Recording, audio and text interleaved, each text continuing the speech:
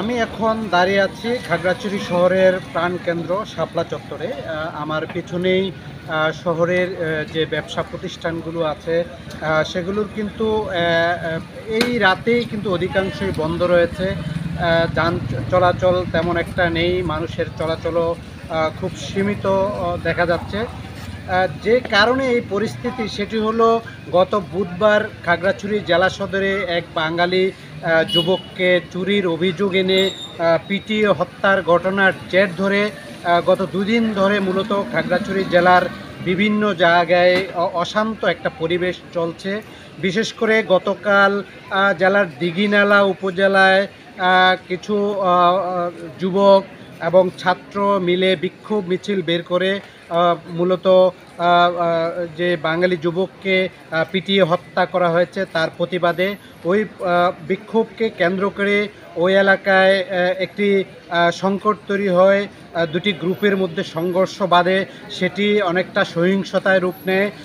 পাহাড়ি বাঙালি সহিংসতায় রূপ ধারণ করলে এক পর্যায়ে সেখানকার যে লারমা স্কোয়ারের বাজারটি রয়েছে সেখানে একদল দুর্বৃত্ত আগুন ধরিয়ে দেয়, ফলে সেখানকার 100টিরও বেশি দোকানপাট ব্যবসা প্রতিষ্ঠান পুড়ে ছাই হয়ে যায়। সেখানে সংঘর্ষে অন্তত 8 থেকে 9 জন উভয় পক্ষের লোকজন আহত হয়েছে। তাদের মধ্যে বেশ কয়েকজনকে খাগড়াছড়ি জেলা সদর হাসপাতালে ভর্তি করা হয়। সেই বিষয়টিকে কেন্দ্র করেই আবার রাতের দিকে যখন সেনাবাহিনী সহ আইনশৃঙ্খলা বাহিনীর সদস্যরা জেলার শনিরবর, খবংপুরিয়া, নারায়ণখাইয়া এলাকায় টহল দিচ্ছিল, সেই অবস্থায় একদল লোক সেনাবাহিনীর টহলের উপরে হামলা চালায় এবং গুলিবর্ষণ করে বলে অভিযোগ ওঠে। সেক্ষেত্রে সেনাবাহিনীর পক্ষ থেকেও পাল্টা গুলি চালানো হয়। ওই ঘটনায় বেশ কয়েকজন গুলিবিদ্ধ হয়, আহত হয়। তাদের মধ্যে অন্তত 12 জনকে খাগড়াছড়ি জেলা সদর হাসপাতালে রাতেই ভর্তি করা হয়। তাদের মধ্যে 3 জন রাতেই মারা যায়। এই ঘটনার সূত্র ধরে জেলার বিভিন্ন জায়গায় আসলে উত্তেজনা, আতঙ্ক, উদ্বেগ, উৎকণ্ঠা ছড়িয়ে পড়ে। অনেকেই বিশেষ করে সামাজিক যোগাযোগ মাধ্যমে যে গুজব সেটি বেশি ছড়িয়ে পড়ার কারণে মানুষের মধ্যে আতঙ্ক বেশি ছড়িয়ে পড়ে।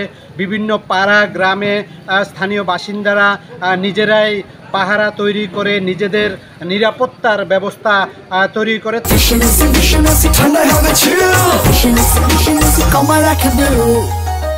তবে এদিকে জেলা প্রশাসন আজ দুপুরের আগেই এখানে 144 ধারা জারি করে, ফলে এখানে গতকাল থেকে সেনাবাহিনী, বিজিবি সহ আইনশৃঙ্খলা বাহিনীর সদস্যদের যে তৎপরতা ছিল সেটি আরও বাড়ানো হয়। নিরাপত্তা ব্যবস্থা জোরদার করা হয়। সেনাবাহিনী, বিজিবি টহল কিন্তু এখনও অব্যাহত রয়েছে। তো এই পরিস্থিতিতে জেলা প্রশাসক মোহাম্মদ শহীদুজ্জামান জানিয়েছেন যে পরিস্থিতি খুব সহসায় শান্ত হয়ে আসবে, স্বাভাবিক হয়ে আসবে।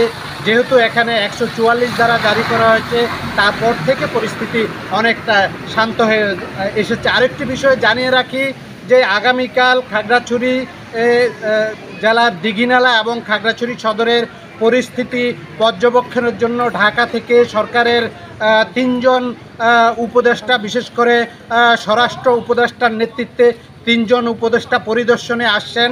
তারা এখানকার পরিস্থিতি পর্যবেক্ষণ করবেন এবং এখানে যারা ক্ষয়ক্ষতির শিকার হয়েছেন তাদের সঙ্গে কথা বলবেন।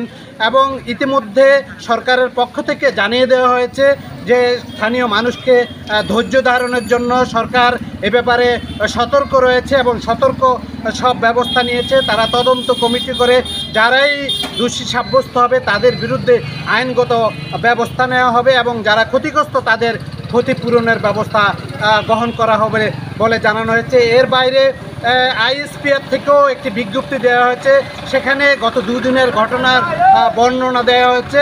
সেক্ষেত্রেও সকলকে ধৈর্য ধারণ করে পরিস্থিতি স্বাভাবিক এবং শান্ত রাখার জন্য, শান্তি সম্প্রীতি বজায় রাখার জন্য সকলের প্রতি উদাত্ত আহ্বান জানানো হয়েছে।